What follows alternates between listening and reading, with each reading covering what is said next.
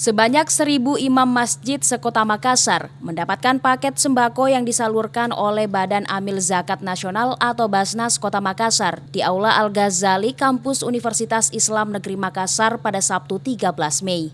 Selain pembagian paket sembako, ini bertujuan untuk mengumpulkan database imam masjid se-Makassar agar bisa diketahui imam masjid mana yang masuk kategori perekonomiannya rendah, menengah hingga atas yang bisa diberdayakan oleh Basnas Kota Makassar sehingga bisa mengangkat derajat perekonomian imam masjid.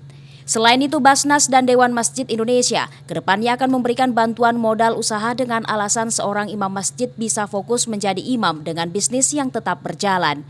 Tentu kita ingin ada database imam-imam masjid.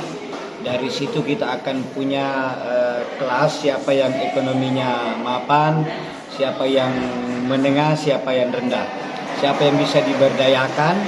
Karena tugasnya Basnas adalah mengangkat derajat para imam.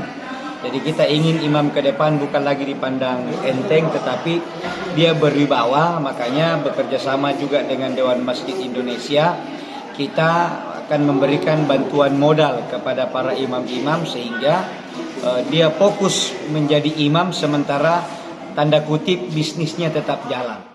Sebagai bentuk kepedulian pemerintah Kota Makassar untuk kesejahteraan imam masjid di wilayah Kota Makassar, Pemkot Makassar meningkat insentif imam masjid 2 kali setahun di tahun ini.